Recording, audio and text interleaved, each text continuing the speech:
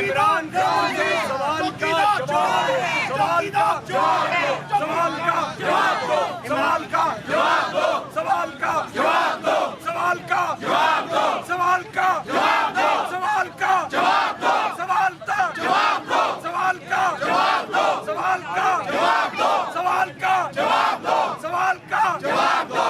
हम नहीं मानते जुल्म के ज़ाब्ते, हम नहीं मानते जुल्म के ज़ाब्ते, हम नहीं मानते जुल्म के ज़ाब्ते। साफियों पे पर्चे बंद करो, साफियों पे पर्चे बंद करो, साफियों पे पर्चे बंद करो। जी, तो इमरान रियाज खान जर्नलिस्ट के अरेस्ट के बाद पाकिस्तान तहरीक इंसाफ ने मुल्क भर में एहतजाज की कॉल दी थी। इस वक्त हम लाहौर के प्रेस क्लब के सामने मौजूद हैं।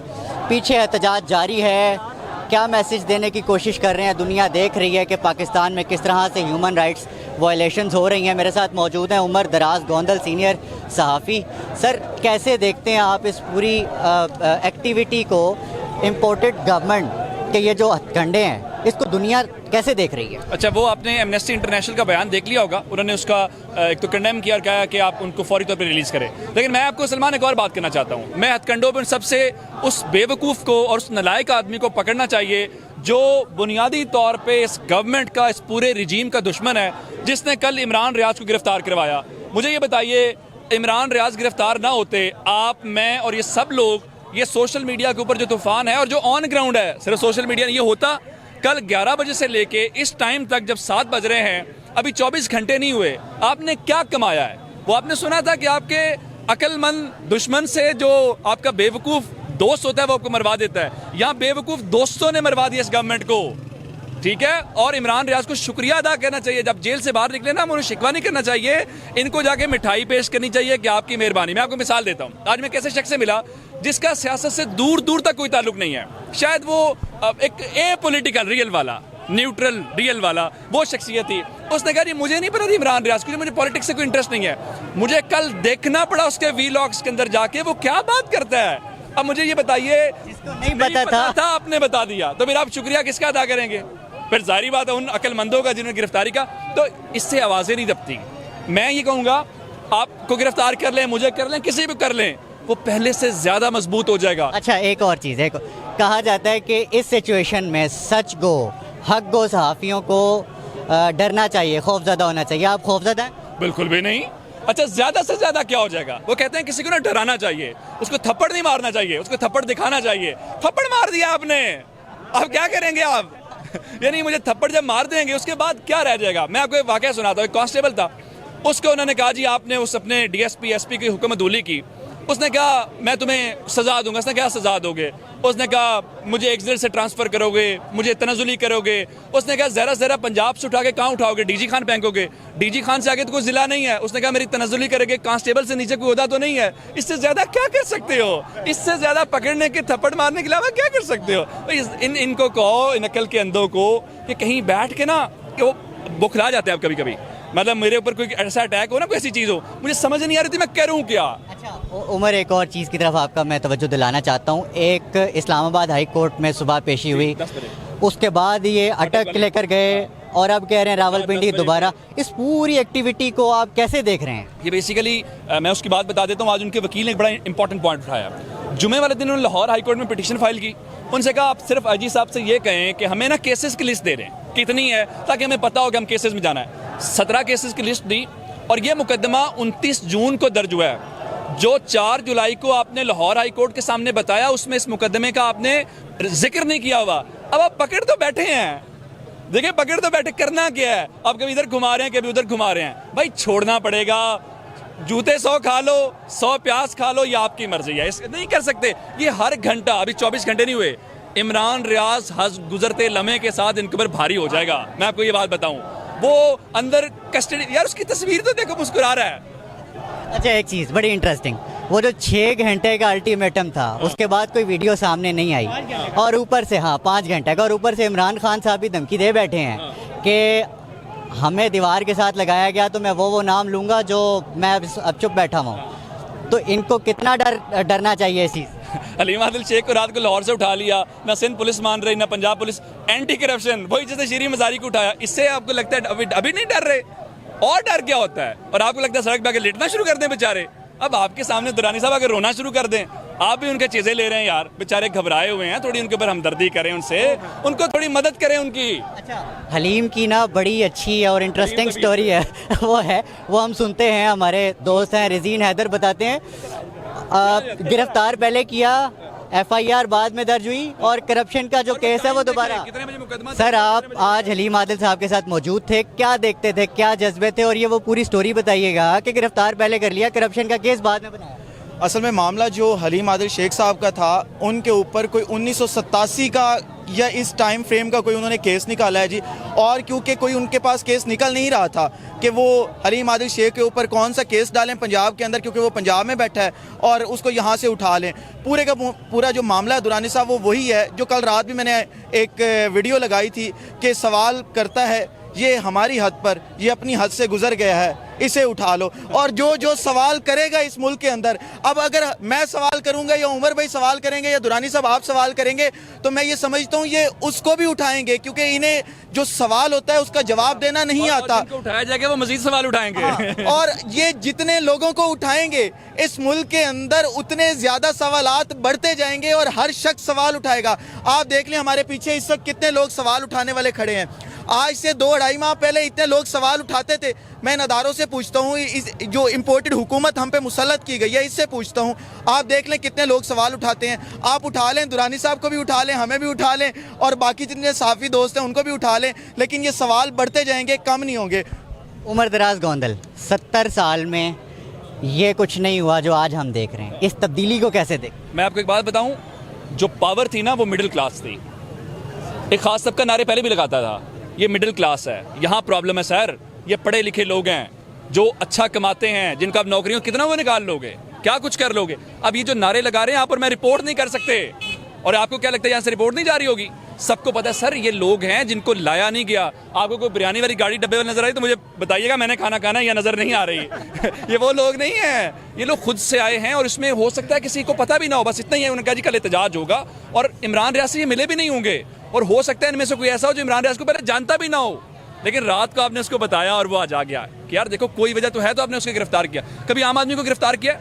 कोई वजह होती है तो गिरफ्तार करते हैं। फिर आपने एक आदमी है, 18 जिलों की पुलिस आपने लगाई हुई है, कर लो यार उसको गिरफ्तार बेचारे को, अब तो आपकी कस्टडी में है, उसके बावजूद आपको अभी वो अटक बैठे हुए थे, चकवाल पुलिस पहुंच गई है। अंदाजा आप इस बात से करें, कुछ नहीं होगा। कितना कोई आप उनको अरेस्ट करके रख लो, कितना कोई रख लोगे? कल अकेला इमरान रियाज था, आज ये सारे उनके लिए आवाज उठा रहे हैं। एक आवाज को कितनी आवाजों में तब्दील कर दिया आपने, कितने आप देख लें, सोशल मीडिया पे जाएं, आप ट्वीट्स देखें, इमरान रियाज की आवाज़। अब तो मेरे ख्याल से ये मुझे नहीं समझ आ रही कि कौन है जो जिसका ये यहाँ से काम नहीं कर रहा, उसको समझ नहीं आ रही।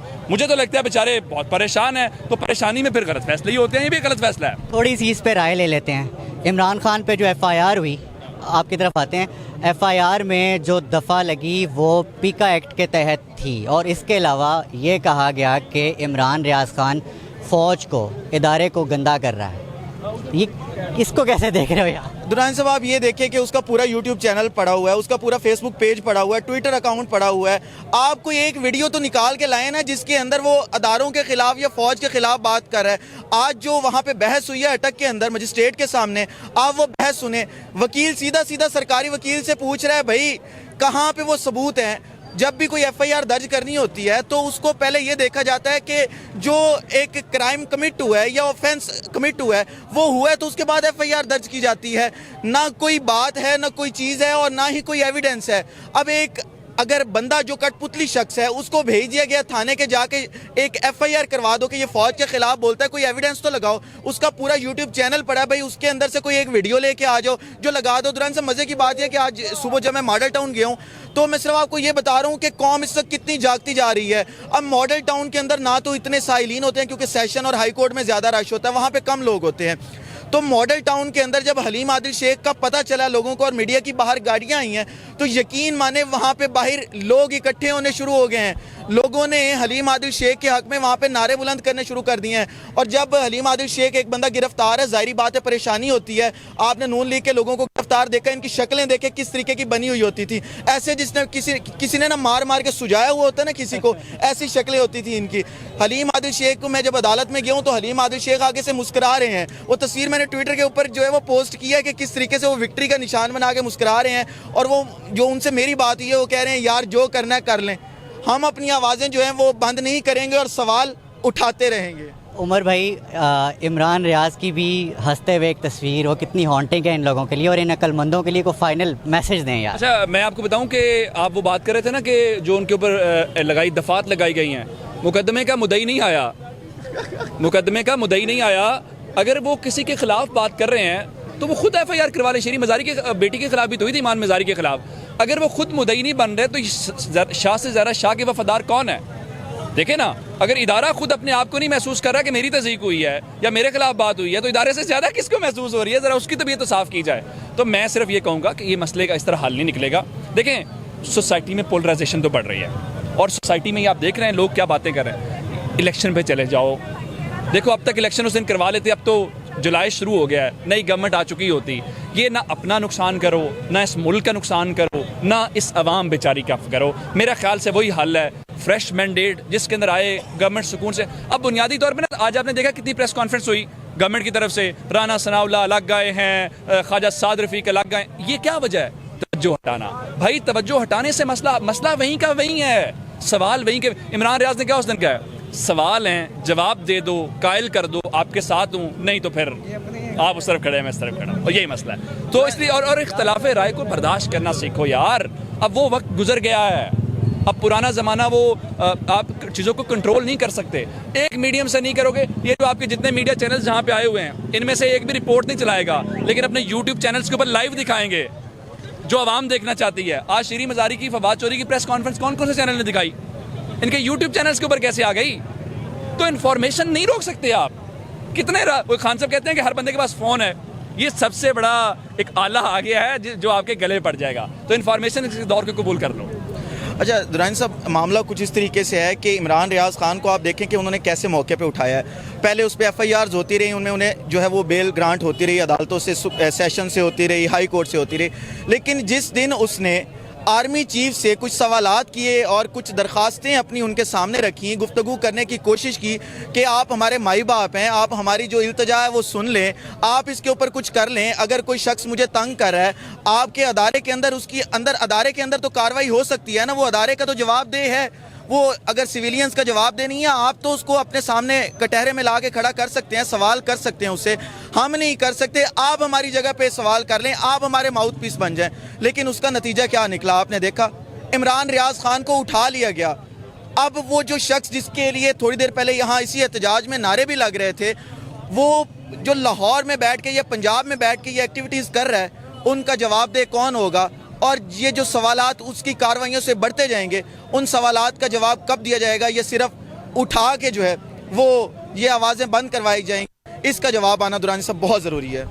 आप यहाँ क्यों आए हैं और क्या मुतालबा है? पहली तो बात है कि इसका नाम क्या है, इमरान रियाज, मैं उसका यूट्यूब चैनल देखता हूँ और बड़े शौक़ से देखता हूँ। दूसरी बात है, Imran Riaz I love you, आप सच है और हक हैं और सच के साथ और हक के साथ खड़े हुए हैं। दूसरी बात है, अभी तकरीबन 12 बजे मैंने यूट्यूब खोला, चैनल खोला, तो उस पर पता चला कि मैं ग्रुप में शामिल हूँ। ग्रुप में भी आया इमरान रियाज साहब गिरफ़्तार हो चुके हैं। मियाँ आप यकीन नहीं करेंगे, मैं रात को तकरीबन 1 बजे सोता हूँ, मैं सारी रात नहीं सोच सका, क्योंकि मैं ग्रुप में मुख्तलिफ़ किस्म के बयानात आ रहे थे या बता रहे थे, और मैं सारी रात इमरान रियाज साहब के बयानात देखता रहूँ कि आगे क्या होना है, क्या होना। और मैं इस चीज़ से खुश हूँ कि वो सच्चा आदमी है और डट के खड़ा हुआ है। इमरान रियाज ने कहा था ना कि आपके टक्कर के लोग मिले हैं, तो इंशाअल्लाह ताला अवाम भी टक्कर की मिलेगी इनको। बहुत शुक्रिया जी। यहाँ पर एहतजाज करने वाले लोग मौजूद हैं। इमरान रियाज खान से जो है वो यकजहती का इजहार हो रहा है।